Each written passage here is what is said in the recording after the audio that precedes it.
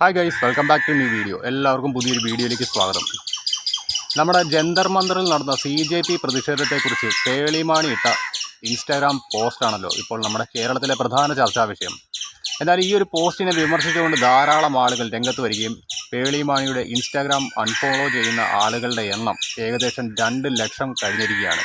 ഈ ഒരു അവസരത്തിൽ ABC മലയാളം എന്ന് പറയുന്ന മാധ്യമത്തിൽ വർക്ക് ചെയ്യുന്ന ധന്യ എന്ന് പറയുന്ന മാഡം ഒരു പ്രതികരണവുമായിട്ട് രംഗത്ത് വന്നിട്ടുണ്ട്. ആ മാഡത്തിന്റെ പ്രതികരണം നമുക്കൊന്ന് കണ്ടു നോക്കാം. 2 ലക്ഷം പോണെങ്കിൽ പോട്ടെ പേളി, 5 ലക്ഷം തിരികെ വരും.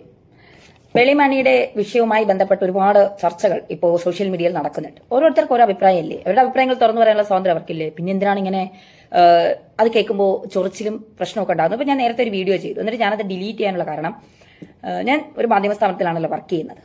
അപ്പോൾ സ്വാഭാവികമായും അവിടെ നമ്മൾ ഇത്തരം വിഷയങ്ങളെക്കുറിച്ച് സംസാരിക്കും. അപ്പം എന്നോട് AP അഹമ്മദ് മാഷ് എന്ന് പറയുന്ന രാഷ്ട്രീയ നിരീക്ഷകൻ, അദ്ദേഹം ഈ ഒരു വിഷയവുമായി ബന്ധപ്പെട്ട് ഞാനൊരു വീഡിയോ ചെയ്തു എന്ന് ഇപ്പൊ എന്നോട് പറഞ്ഞത്, അത് ഇരട്ടത്തപ്പല്ല തന്നെയാണ്. അതിന്റെ പ്രശ്നം എന്ന് പറയുന്നത്, അവർക്ക് അവരുടെ നിലപാട് പറയാനുള്ള സ്വാതന്ത്ര്യമുണ്ട്. ആ സ്വാതന്ത്ര്യത്തിൽ എന്തിനാണ് നമ്മൾ കൈയടത്താൻ പോകുന്നത്? അവർക്ക് കാവ്യാണ് ഇഷ്ടം, അവർക്ക് പിന്നെ കുട്ടികളെ എന്താ പറയുക, അവരെ പ്രതിഷേധത്തിന് നിൽക്കുന്നതിനോടൊപ്പം തന്നെ അവർക്ക് ആപത്തൊന്നും വരരുത്, ഇതല്ലേ അവർ പറഞ്ഞത്. ഇതിലെവിടെയാണ് ഇരട്ടത്താപ്പ്? അതിന് പേളിമാണിയെ 2 ലക്ഷം പേര് അൺഫോളോ ചെയ്തു, പേളിമാണിക്കെതിരെ വാളെടുക്കുന്നു, കത്തിയെടുക്കുന്നു, ഇതൊക്കെ ശരിയാണോ എന്ന് മാഷിനോട് ചോദിച്ചു. ഞാനും ആലോചിച്ചു, ശരിയാണ്, അത് അവരുടെ സ്വാതന്ത്ര്യമല്ലേ. ഞാൻ പറയുന്നത് എന്റെ സ്വാതന്ത്ര്യം, എന്റെ താല്പര്യം, എന്റെ താല്പര്യത്തിനനുസരിച്ച് പേളിമാണി സംസാരിക്കണം എന്ന് ഞാൻ പറഞ്ഞാൽ അതെങ്ങനെയാ ശരിയാവുക? അതൊരിക്കലും ശരിയാവില്ല എന്നുള്ളതാണ്. അപ്പൊ നിങ്ങൾ ചോദിക്കുന്ന വിസ്മയ മോഹൻലാലിന് അവരുടെ സ്വാതന്ത്ര്യമില്ല, അപ്പൊ നിങ്ങൾ പറഞ്ഞു എന്തിനാണ്? വിസ്മയ മോഹൻലാലിനോട് ചോദിച്ചത് നിങ്ങളുടെ അഭിപ്രായം പറയൂ, അതിലൊന്നും ഒരു പ്രശ്നമില്ല. പക്ഷെ അഭിപ്രായം ഈ കാര്യങ്ങൾക്ക് മാത്രമാകരുത് എന്ന് മാത്രമേ ചൂണ്ടിക്കാണിച്ചുള്ളൂ. ഇപ്പോ CPM-നെതിരെ ഒരുപാട് പ്രശ്നങ്ങൾ കേരളത്തിലുണ്ടായി. ആരെങ്കിലും ഈ പറഞ്ഞ ഏതെങ്കിലും സെലിബ്രിറ്റികൾ എവിടെയെങ്കിലും ഇരുന്ന് ഒരു പോസ്റ്റ് ഇടുകയോ ഒരു വാക്ക് പറയുകയോ നമ്മൾ ആരെങ്കിലും കണ്ടിട്ടോ കേട്ടിട്ടോ ഉണ്ടോ? ഇല്ല. മാത്രമല്ല, ഈ PSC-യുമായി ബന്ധപ്പെട്ട് ആശാ വർക്കർമാർ, അങ്ങനെ ഒരുപാട് പേർ മണ്ണ് വാരി എന്നൊക്കെ സമരം നടത്തുന്നത് നമ്മൾ കണ്ടില്ലേ. എന്താ ഇവരാരും അതിലൊന്നും പ്രതികരിക്കാത്തത്? ഇത് തന്നെയാണ് എനിക്കും പലപ്പോഴായിട്ട് ചോദിക്കാൻ തോന്നിയിട്ടുള്ളത്. നമ്മുടെ നാട്ടിൽ, അതായത് കേരളത്തിൽ നിരവധി സമരങ്ങൾ നടത്തുന്നുണ്ട്. PSC ഉദ്യോഗാർത്ഥികൾ ഇപ്പോഴും നമ്മുടെ സെക്രട്ടേറിയറ്റ് പഠിക്കൽ സമരവുമായിട്ടിരിപ്പുണ്ട്. അവർ മണ്ണ് വാരി തിന്ന് പ്രതിഷേധിക്കുന്നത് നമ്മളെല്ലാവരും കഴിഞ്ഞ ദിവസങ്ങളിൽ വാർത്താ മാധ്യമങ്ങളിലൂടെ കണ്ടതാണ്. ഈ ഒരു വിഷയത്തിലൊന്നും ഈ ഡൽഹി സമരത്തെ പിന്തുണച്ച ഒരു സെലിബ്രിറ്റീസും ഒരക്ഷരം മിണ്ടിയിട്ടില്ല. ആ ഒരു സമരത്തിന് പിന്തുണ പ്രഖ്യാപിച്ചുകൊണ്ട് ഈ സമരപ്പന്തലിലേക്ക് പോയിട്ടില്ല. എന്തുകൊണ്ട് നിങ്ങൾ അവിടെ മൗനം പാലിക്കുന്നു? ഇത് കേരളമായതുകൊണ്ടാണോ ഈ ഒരു ഇരട്ടത്താപ്പ്?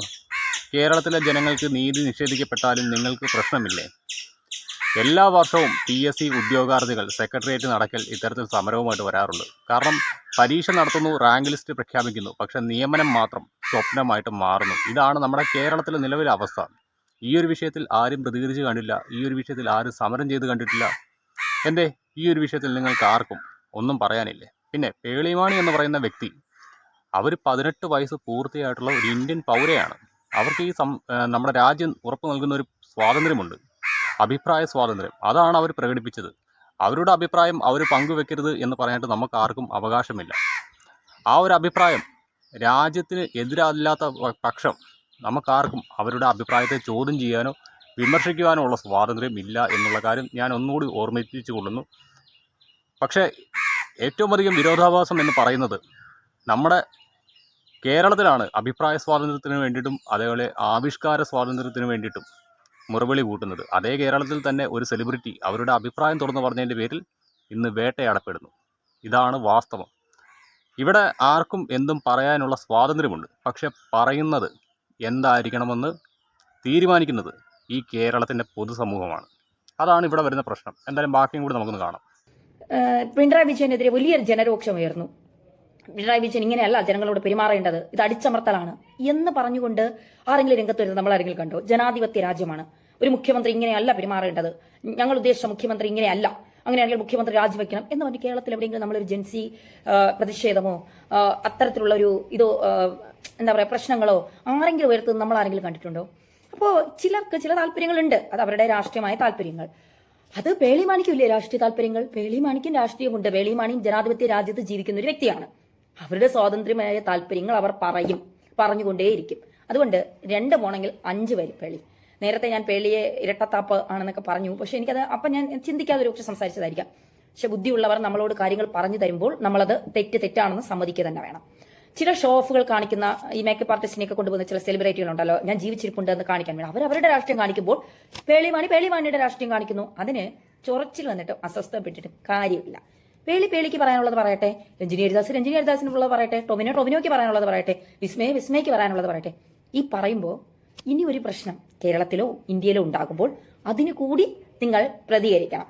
അല്ലെങ്കിൽ പിന്നെ നാട്ടുകാരെല്ലാം കൂടെ വലിച്ചീർ കൊട്ടിക്കും. അല്ലേ? ശരിയല്ലേ പറഞ്ഞത്?